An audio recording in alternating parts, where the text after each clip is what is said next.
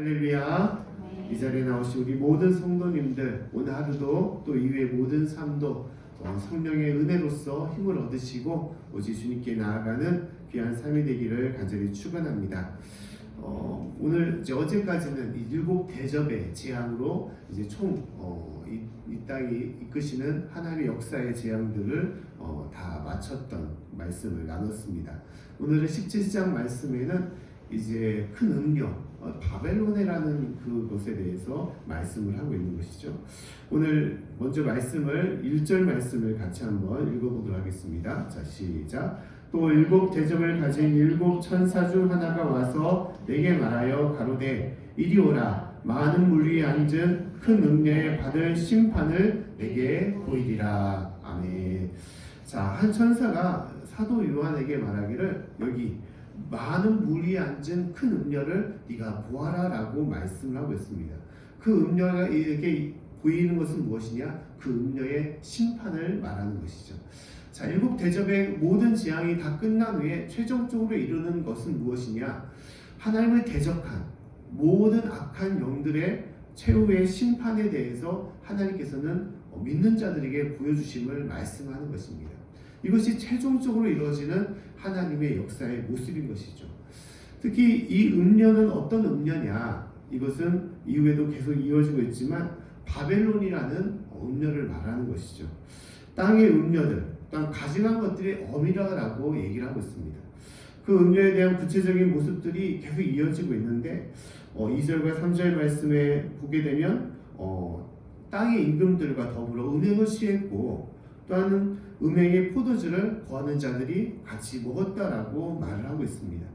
또한 광야로 가니 그 여자가 붉은 짐승을 탔고 그 짐승의 몸에는 참남된 이름들이 가득하고 7머리와 10뿔을 가졌다라고 말을 하고 있습니다. 또 그 여자는 자줏빛과 붉은빛 옷을 입고 금과 보석과 진주로 꾸미고 손에 금잔을 가졌는데 그 금잔에는 가증한 물건과 음행의 더러운 것들이 가득했다라고 말하고 있습니다.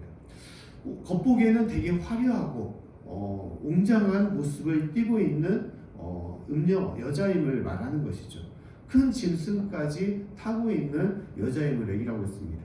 그러나 이것은 사단의 악한 영의 역사와 힘을 말하는 것이죠. 그 여자가 치장한 것도 하얀 옷이 아니라 붉은 옷을 입고 또한 화려한 것을 입고 또한 여러 가지 금과 보석과 진주로 꾸며져 있는 또한 그 금잔까지 들고 있는 여자였음을 얘기하는 것입니다. 하지만 그 금잔에는 무엇이 있느냐?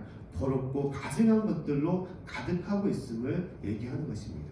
이것이 사단의 역사인 것이죠. 특히 하나님께서 이 음녀라고 얘기하는 것은 무엇이냐? 보통 이 음녀가 누구냐? 어떤 한 사람을 지칭할 수는 없는 것입니다. 음녀는 전체적인 것을 말하는 것이죠. 음녀라는 것은 무엇입니까? 바람을 피우고 또한 다른 사람을 유혹하는 그런 여인을 얘기하는 것이죠. 구체적으로 말하면 바람 피우는 여인이라고 할 수 있을 것입니다. 근데 이것은 어떤 것을 말하는 것입니까? 하나님을 믿지 않고 또 하나님을 섬기지 않고 우상을 섬기고 또한 세상에 연합하여 살아가는 모든 무리, 모든 세력, 모든 악한 그러한 모습들을 말하는 것입니다. 이 모든 것을 총칭하여 음녀다라고 얘기를 하는 것이죠. 이것이 바벨론이다라고 얘기하고 있습니다. 그러나 이 모든 것은 어떻게 된다는 것입니까? 심판을 당한다라고 얘기하고 있습니다. 심지어 하반절에 말씀 보면 하나님도 심판을 당할 뿐만 아니라 심지어 그 바벨론을, 그 음녀를 행했던 모든 왕들조차도 심지어 이 바벨론 된 음녀를 멸하고 없애는 그런 모습들을 볼 수 있다는 것이죠. 모든 세상의 권력들도 심지어 이 음녀라고 할 수 있는 모든 하나님을 떠난 사람들을 오히려 핍박하고 죽이는 현상까지도 마지막에는 이루어진다는 것을 보여주고 있습니다. 이후에 있는 7뿔 또한 7머리와 10뿔에 관한 모습들도 다 어떤 왕, 권세자임을 얘기하지만 결국 그것도 구체적인 무엇이라고 얘기할 수 없지만 이후에 이루어질 세상의 권세자들과 또한 믿지 않는 이들을 얘기하는 것입니다. 또 오늘 말씀에 대해서 우리가 구체적으로 알아야 될 것은 무엇이냐? 이 음녀라는 표현이라는 것이죠. 음녀, 하나님을 외면하고 바람을 피운 그러한 사람들을 얘기하는 것입니다. 근데 하나님께서는 왜 음녀라고 얘기를 할까? 그냥 전체적인 어떤 짐승이나 어떤 사람으로 얘기하지 않고 전체적인 구약의 말씀에서도 하나님은 하나님을 떠나고 우상을 섬기는 것을 다 음행한다라는 것으로 많이 표현을 한 것이죠. 그것은 무엇을 말하는 것이냐? 하나님은 믿는 자와 함께하기를 원하시는데 그 믿는 자를 어떻게 세우기를 원하시냐? 신부로서 아리따운 신부로서 세우기를 원하신다라고 말씀을 하는 것입니다. 아가서에서도 솔로몬이 그 여인을 사랑하고 함께했던 것처럼 믿는 자들을 하나님께서 함께하기를 원하시고 진실로 영원한 사랑으로 이끌어가는 신랑과 신부로서 나아가기를 원하시는 것입니다. 특히 이 신랑을 신약에서는 구체적으로 무엇이라고 표현하고 있느냐? 교회라고 얘기를 하는 것이죠. 하나님을 믿는 무리, 하나님을 믿는 성도들의 그 모인 교회를 하나님의 신부다라고 얘기를 하고 있습니다. 이것은 바벨론이 아니라 예루살렘이다. 또 하나님의 교회다라고 얘기를 하고 있는 것이죠. 특히 그 교회는 세마포를 입은 하얀 옷을 입은 그러한 신부로서의 모습을 얘기하고 있습니다. 근데 그 음녀는 반대되어 있는 것이죠. 하나님을 끝까지 따르지 않고 하나님을 외면하며 속히 회개하여 하나님께 돌아오라고 말씀함에도 불구하고 회개하지 않고 하나님에서 떠난 이들, 그러한 모든 이들을 말씀하는 것입니다. 구약의 말씀에도 호세아서에 보면 하나님께서는 이스라엘 백성들을 무엇으로 칭하고 있느냐? 고멜로 칭하고 있는 것이죠. 하나님께서는 그토록 끝까지 그 호세아를 통하여 그 고멜이란 여인을 품고 돌아오기를 바라며 모든 값을 치러서 그 여인을 탕감하고 살렸음에도 불구하고 돌아오지 않는 그 고멜, 그 음녀처럼 하나님께서는 이스라엘 백성과 모든 백성들이 주님께로 돌아오기를 원하지만 그러나 끝까지 회개하지 않고 떠난 이들을 하나님께서는 결국은 심판의 길로 나아갈 수밖에 없음을 말씀하는 것입니다. 사랑하는 성도 여러분, 진실로 하나님께서는 우리를 하나님의 영원한 사랑과 영원한 은혜로 또 하나님의 뜨거운 그 능력으로 함께하는 신부로 삼기 원하시는 것입니다. 우리가 그 가운데 나아갈 수 있기를 간절히 축원합니다. 보통 우리가 요새 보면 이혼하는 이제 추세가 많이 늘어나고 있죠. 그래서 정확한 통계 결과인지는 모르겠지만 결혼하는 3쌍의 부부 중에 한 쌍은 보통 요새 이혼을 한다는 것입니다. 한 33% 이상의 이혼율이 이루어지고 있다는 것이죠. 근데 이혼하는 그 내용은 무엇일까? 어떠한 이유로 이렇게 이혼이 증가하는 걸까? 그 첫 번째 이유가 성격 차이라고 많이 이야기합니다. 대부분 50%, 대부분 반절, 이혼하는 사람들의 반절이 성격 차이로서 성격이 맞지 않고 이제 생활하는 모습들이 틀리기 때문에 더 이상 못 살겠다라고 이혼을 한다는 것이죠. 두 번째 이유는 무엇이냐? 경제적인 이유라고 얘기를 합니다.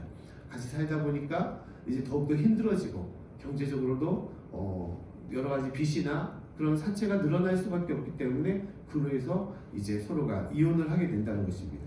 이제 세 번째 이유는 대부분 이제 잘못된 폭행을 하거나 또 어떤 중독, 알코올 중독이나 또 여러 가지 중독에 빠져서 이혼을 하는 경우들이 많이 있다는 것입니다. 전체적인 여러 가지 사유들이 많이 있는 것이죠. 이혼은 그냥 하는 것은 아닌 것입니다. 이혼에 분명한 이유가 있기 때문에 같이 하지 못하는 것이죠. 그러나 문제는 남자와 여자가 한 부부로서 같이 살아간다는 거, 이거 자체는 여러 가지 성격도 맞지 않고 생활 습관이나 모습들 또 여러 가지의 단점과 문제들이 있기 때문에 같이 살아간다는 것은 근본적으로도 이것은 쉽지 않고 어렵습니다. 100년 해로라고 끝까지 같이 산다는 것은 거의 불가능한 거라고 할 수밖에 없는 것이죠. 먹는 스타일이나 생각과 모든 차이가 다르기 때문에. 하지만 기준을 바꿔놔서 성격이나 모습이 다르다고 해서 그래 맞지 않으니까 헤어진다, 그렇게 보는 것이 아니라 이 부부라는 거, 하나님께서 맺어진 부부라는 것을 우리가 깨달아야 하기 때문에 그로 인해서 서로가 부족한 거, 맞지 않은 것이 있음에도 불구하고 하나님의 그 뜻으로 서로가 서로를 위하고 서로가 사랑하며 나아갈 때 그것에 참된 부부의 모습과 또한 가정의 모습이 이루어질 수가 있는 것입니다. 나를 위하여 결혼한다, 또 나를 위하여 가정을 세운다, 또 나를 위하여 함께 살아간다는 것은 잘못된 모습이라는 것이죠. 근본적으로 부부라는 것, 가정이라는 것은 내 중심으로 이루어지는 것이 아니라 하나님께서 맺어주신 가정과 부부이기 때문에 서로를 하나님의 사랑으로 사랑하고 섬기는 것이어야 되는 것이고, 하나님의 귀한 믿음과 은혜로서 그것을 잘 가꾸고 이끌어 나가는 것입니다. 문제가 있을 수 있습니다. 성격의 차이나 어려움이 있을 수 있습니다. 하지만 그럼에도 불구하고 하나님께서 세우신 부부고 가정이기 때문에 그런 것을 다 감수하고 서로가 맞춰가면서 서로가 이해하면서 서로가 용서하면서 함께 해 나가는 것이 참된 모습인 것이죠. 신앙도 마찬가지입니다. 신앙도 내 중심으로 나를 위하여 믿는다, 나를 위하여 교회를 다니고 하나님을 섬긴다 하면 이것은 잘못된 거예요. 우리가 첫 신앙을 가질 때 그러한 마음을 가질 때가 있죠. 하나님께서 나에게 복을 주시고 또 나를 도와주시고 나와 함께 하니까 내가 하나님을 믿어야겠다, 하나님을 섬겨야겠다. 하지만 모든 신앙의 모습이 또 삶의 모습이 그렇게 가지는 않는다는 것입니다. 살아갈 때 여러 가지 물질적인 문제가 생길 수도 있습니다. 또한 질병의 문제가 생길 수도 있고, 또한 심지어 이런 코로나 같은 어려움을 통하여 내 뜻대로 내 방식대로 되지 않을 때가 있어요. 그러면 하나님과 나는 맞지 않다, 하나님과 나는 생각도 다르고 성격도 다르고 여러 모습이 다르겠다, 하나님과 헤어지는 것, 그것은 아니라는 것이죠. 그것은 아니라는 것입니다. 우리가 하나님을 믿는 이유는 무엇입니까? 하나님이 내 주님이시고 내 전부이시고 나의 주관자이시며 구원자이시기 때문에 하나님을 믿는 것입니다. 하나님과 함께함을 통하여 하나님은 우리를 도와주시지만 근본적인 믿음은 하나님이 내 아버지시고 내 창조주이시기 때문에 하나님을 믿는 거예요. 그 길 가운데 나아가는 것입니다. 이것이 참된 믿음의 성도의 모습이고 하나님의 신부되는 성도의 교회의 모습이라는 것입니다. 사랑하는 성도 여러분, 진실로 우리가 하나님의 신부로서 어떠한 삶과 어려움과 모습 속에 있을지라도 그 믿음으로 주님께 나아갈 수 있는 저와 여러분이 될 수 있기를 간절히 축원합니다. 특히 오늘 말씀에 주님께서는 다음같이 말씀하고 있습니다.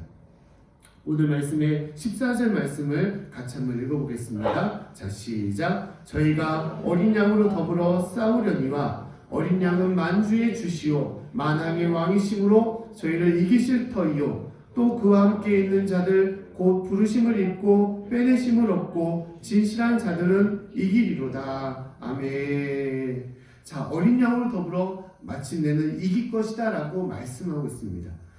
음료와 또 여러 짐승들은 일시적으로 잠시 주어진 그런 힘으로 통하여 그들이 이 땅을 지배하고 이 땅을 이끌어갈 수 있지만, 그러나 그들은 결국 망할 수밖에 없다라고 말씀하는 것이죠.